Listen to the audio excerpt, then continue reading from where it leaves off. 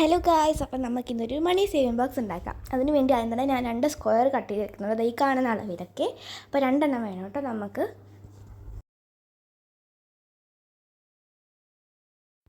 പിന്നെ അതിനൊക്കെയായിട്ട് വലുതായിട്ടുള്ള 3 റെക്റ്റാങ്കിളും കൂടി നമുക്ക് വേണം. ഇതേപോലത്തെ 15.5 സെൻറ്റിമീറ്റർ ബ്രെഡ്ത്തും 16 സെൻറ്റിമീറ്റർ ലെങ്ത്തിലുള്ള 3 പീസ് വേണം. അപ്പോൾ നമുക്ക് ആദ്യം ആ 3 പീസിലുള്ള ഒരെണ്ണമില്ല, അത് ഒരെണ്ണം എടുത്തിട്ട് അതിൻ്റെ ഒരു വശത്തായിട്ട് ഞാൻ ഗ്ലൂ തേച്ച് കൊടുക്കുന്നുണ്ട്. ഫെവിക്കോൾ ആട്ടോ, നിങ്ങൾക്ക് ഏത് ഗ്ലൂ വേണമെങ്കിലും യൂസ് ചെയ്യാം. ഫെവിക്കോളായാൽ കുറച്ച് ടൈം പിടിക്കും കേട്ടോ ഒട്ടാനായിട്ട്. നിങ്ങൾ ഫ്ലെക്സ് ക്യൂക്കൊക്കെ ഉണ്ടെങ്കിൽ ഒട്ടിച്ച് കഴിഞ്ഞാൽ നല്ലതായിരിക്കും. ഫെവി ബോണ്ട് നല്ലതാട്ടോ. ഇതിൻ്റെ രണ്ടും തീർന്നിരിക്കുകയായിരുന്നു, അതുകൊണ്ടാണ് ഇത് വെച്ച് അഡ്ജസ്റ്റ് ചെയ്തിട്ടോ. അത് ഒട്ടിച്ചതിന് ശേഷം എൻ്റെ സൈഡിൽ നമ്മൾ സ്ക്വയർ ഉണ്ടായിരുന്നല്ലോ, ആ ഒരു സ്ക്വയർ അതിൻ്റെ അടുത്ത സൈഡിലായിട്ട് ഒട്ടിച്ച് കൊടുക്കണം. പിന്നെ നിങ്ങൾക്ക് ഇതിൻ്റെ മെഷർമെൻറ്റ്സ് നിങ്ങളായിട്ട് ഇഷ്ടത്തിൽ അത് കുറയ്ക്കുകയും കൂട്ടുകയൊക്കെ ചെയ്യാം കേട്ടോ. ഞാനിപ്പോൾ ഈ ഒരു അളവിലാണ് ചെയ്യുന്നത്. നിങ്ങൾക്ക് ഈ അളവ് മതിയെങ്കിൽ ഈ അളവിൽ ചെയ്യാം. അഥവാ നിങ്ങൾക്ക് ഇത്തിരി കൂടുതൽ വലിയ ബോക്സാണ് ഉണ്ടാക്കുന്നതെങ്കിൽ അത് ചെയ്യാം. അഥവാ ഇത്തിരി ചെറുത് മതിയെങ്കിൽ അങ്ങനെയും ചെയ്യാം കേട്ടോ. ഞാനിപ്പോൾ ഒരു മീഡിയം സൈസാണ് ഉണ്ടാക്കുന്നത്, അധികം ചെറുതുമല്ല അധികം വലുതുമല്ല.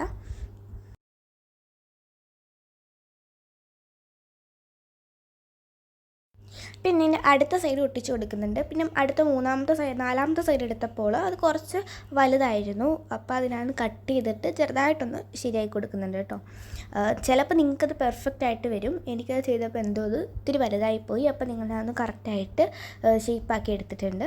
അപ്പോൾ നമ്മൾ 4 ഒട്ടിച്ചെടുത്തിട്ടുണ്ടോ. ഇനി അത് നല്ല രീതിയിൽ ഒന്ന് ഉണങ്ങാൻ വെയിറ്റ് ചെയ്യുക. ഫെവിക്കോളാണ്, കുറച്ച് ടൈം എടുക്കും ഉണങ്ങാൻ. ഞാൻ ഒരു 1 അവറോ ഹാഫ് അവറോ സംതിങ് എന്തോ വെച്ചിട്ടുണ്ടായിരുന്നു.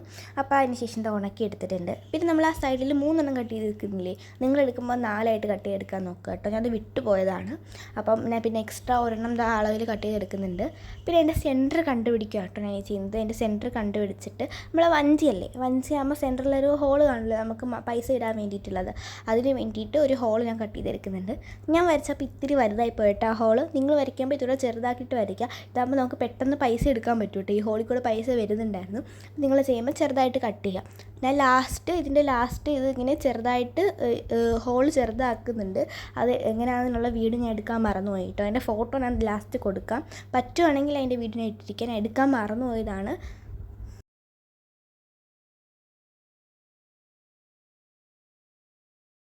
ആ ഒരു ഹോൾ ഞാൻ വരച്ചു കൊടുത്തിട്ട് ഞാൻ ബ്ലേഡ് വെച്ചാണ് കേട്ടോ കട്ട് ചെയ്യുന്നത്. ബ്ലേഡ് തന്നെ വെച്ച് കട്ട് ചെയ്യാൻ നോക്കുക. അപ്പം കൈയൊന്നും മുറിയാതെ സേഫായിട്ട് വേണം കേട്ടോ കട്ട് ചെയ്യാനായിട്ട്.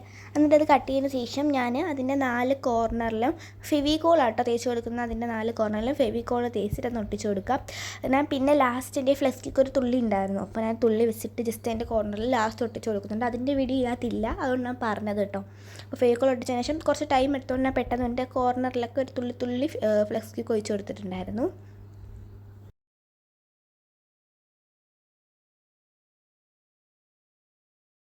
നമുക്കതൊന്ന് ഉണങ്ങാൻ വയ്ക്കാം.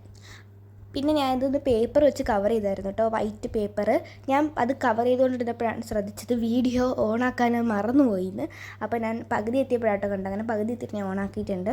പിന്നെ നടുക്കത്തെ ആ ഹോളിൻ്റെ ഭാഗത്ത് ഇതേപോലെ കട്ട് ചെയ്തിട്ട് ആ പേപ്പർ അതേ രൂപത്തിൽ തന്നെ മടക്കിയിട്ടൊന്ന് വെച്ച് കൊടുക്കുന്നുണ്ട്.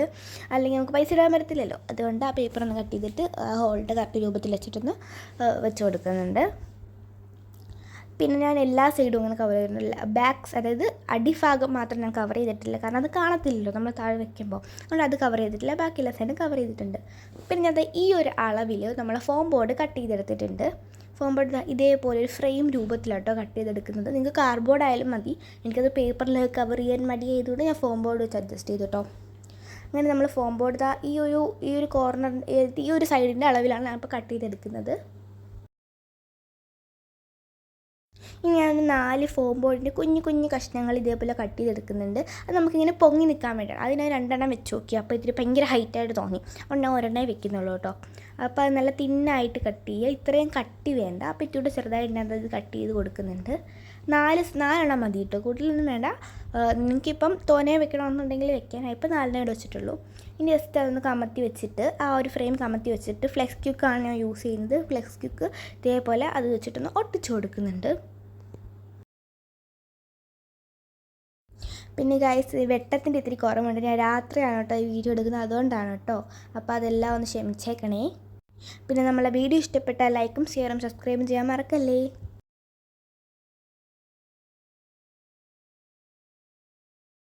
പിന്നെ ഈ ഒരു മണി ബോക്സ് ഒരുപാട് യൂട്യൂബേഴ്സ് ചെയ്തിട്ടുണ്ട്. അതെനിക്ക് ചെയ്യണമെന്ന് തോന്നുന്നതാണ് ചെയ്തിട്ടുള്ളത്, അല്ലാതെ കോപ്പിയടിയൊന്നുമല്ല.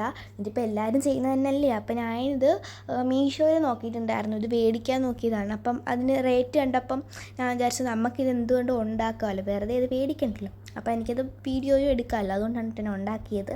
അതിന് കോപ്പിയടിയിട്ട് ആരും പറയല്ല കേട്ടോ. പിന്നെ ഗൈസ് ഞാൻ എന്താ 5000 രൂപയിലാണ് കേട്ടോ ചെയ്തത്. അതുകൊണ്ട് ആ ഒരു റേറ്റിനുള്ള ഒരു ചാർട്ട് ഞാൻ വരച്ചെടുത്തിട്ടുണ്ട്. അത് ആ ഒരു ഹോളിലോട്ട് നമുക്കിങ്ങനെ ഇറക്കി വെക്കണം, ആ രീതിയിലാണ് കേട്ടോ ഞാൻ വരച്ചെടുക്കുന്നത്. അപ്പോൾ അത് കറക്റ്റ് ഫിക്സ് ആയിരുന്നു കേട്ടോ. കറക്റ്റ് അളവിൽ തന്നെ നിങ്ങൾ വരച്ചെടുക്കാൻ നോക്കണേ. പിന്നെ ഗൈസ് അതിങ്ങനെ പുറത്തോട്ട് ചാടി വരും. അപ്പോൾ നമുക്കതിന് വേണ്ടി ഒരു OSP ഷീറ്റ്, അതായത് ട്രാൻസ്പെറൻറ്റ് ഷീറ്റ് എന്നും പറയും കേട്ടോ. ആ ഒരു ഷീറ്റ് അതിൻ്റെ അളവിൽ ഇങ്ങനെ ഒന്ന് കട്ട് ചെയ്തെടുക്കുന്നുണ്ട്. ഇത് നമ്മൾ ഫ്രെയിം ഒട്ടിക്കുന്നതിന് മുമ്പ്, അത് ഫ്രെയിമിൻ്റെ അടിഭാഗത്തായിരുന്നു അത് ഒട്ടിക്കേണ്ടത്. ഞാനത് മറന്നുപോയി. അതുകൊണ്ട് ഞാൻ തൽക്കാലം മേലിൽ വെച്ച് അഡ്ജസ്റ്റ് ചെയ്തു. മേലിൽ വെച്ചാലും വലിയ കുഴപ്പമൊന്നുമില്ല, അടിയെ ചുറ്റി കൂടെ വൃത്തിയിൽ നമുക്ക് കിട്ടും. ഞാൻ ഇപ്പം മേലിലാട്ടോ വെക്കുന്നത്, ഞാൻ മറന്നു പോയതുകൊണ്ടാണ്. നിങ്ങൾ വെക്കുമ്പോൾ അടി വെക്കാൻ നോക്കുക. ഇപ്പോൾ നമുക്ക് കറക്റ്റായിട്ട് ആ ഒരു ഫ്രെയിം ഇറക്കി വെക്കാൻ പറ്റും, കണ്ടില്ലേ. ഇപ്പോൾ ഒരു നല്ലൊരു ലുക്ക് വന്നിട്ടുണ്ട്. പിന്നെ നമ്മൾ ഇന്നലെ അൺബോക്സ് ചെയ്ത കവായി സ്റ്റിക്കേഴ്സാണ് കേട്ടോ ഞാൻ എടുത്തിട്ടുള്ളത്. അത് ഞാൻ ഇങ്ങനെ കീറിയപ്പം മുറിഞ്ഞു പോയിട്ടുണ്ടായിരുന്നു. അപ്പോൾ ഞാൻ അത് 2 കഷ്ണമായിട്ടാണ് ഒട്ടിക്കുന്നത്.